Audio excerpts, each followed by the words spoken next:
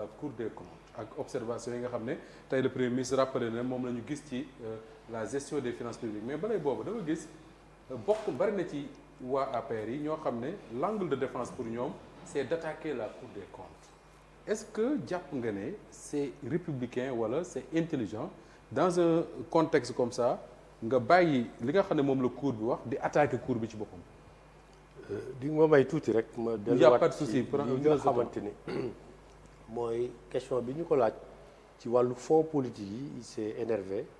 et il a répondu véritablement de façon maladroite tey je pense que toute l'après-midi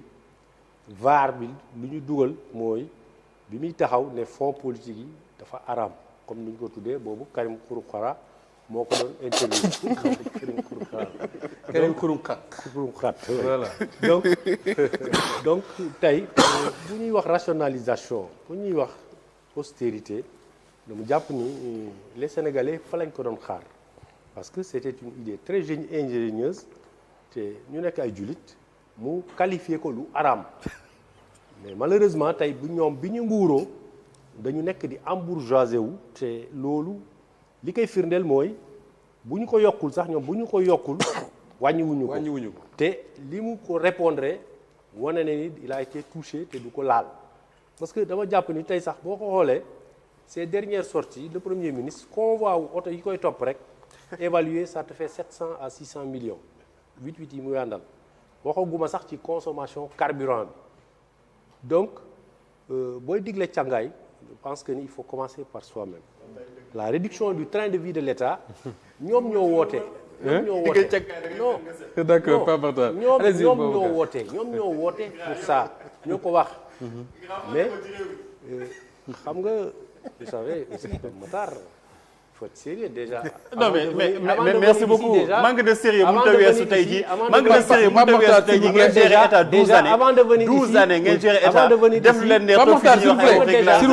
s'il vous plaît manque de sérieux boobu ngay wane. xam nga déjà avant de venir ici beaucoup m'ont fait le reproche ils m'ont dit que Walfadjri non s'il vous plaît vous êtes en train de me le montrer mais n'empêche gardez à l'esprit que ni Walf c'est pour le peuple. yow xamoo leen ko yéen ñu ko woon signal Walfadjri yéen ñu ko woon signal yéen seen Pape Makhtar s'il te plaît toi aussi s'il te plaît Pape Sané Pape Sané teel ma ko. yaa ko wax. non dama ni boo demee bay tegle sa tànk non dama ni boo demee bay tegle sa tànk c'est parce que tu n'as rien à te reprocher. mais vous n'avez pas le droit de me le dire. et pourquoi Bokar c'est un constat. s'il vous plaît Pape Makhtar c'est un constat. Pape Makhtar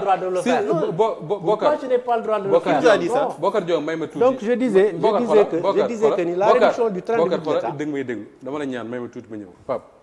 s'il te plaît d'accord Bokar Pape Makhtar bu waxee ne da nga ñëw tegale say tànk fii c'est parce que dafa jàpp ne amoo dara looy reprocher sa bopp. man loolu sax moo tax nga am liberté wu ñëw muy benn may ma rek ma ñëw parce que muy benn parce que yow yaa tax may wax bu dul woon yow du ma ci wax muy benn ñaareel ba mooy soo nee bi ngay ñëw fii wax nañ la ne la waa Walfadjri dañu ànd ak pouvoir xam nga ma bu baax a baax yaa ngi may pratiquer depuis des années sur des choses qui n'ont rien à voir avec le job. J'ai pas hésité à venir. avec le job donc yooyu bu ñu la ko waxee aussi. bàyyi koog ñu ko wax te ñëw ñu débat. il est bon qu'on le dise aussi. voilà allez-y. il est bon qu'on le dise c'est par honnêteté. donc ma ne la réduction du train de vie de l'État devrait commencer par l'État lui-même. te je pense que ni le premier ministre moo fi toog wax ko ñëpp di ko dégg mu ne fonds politique yi dafa araam donc fi ñu ko doon xaar mooy ñoom ñu supprimer ko parce que moo ko wax kenn wax loowu ko donc tey bu ñuy woote ci austérité. ci état bi d'abord la war a njëkkee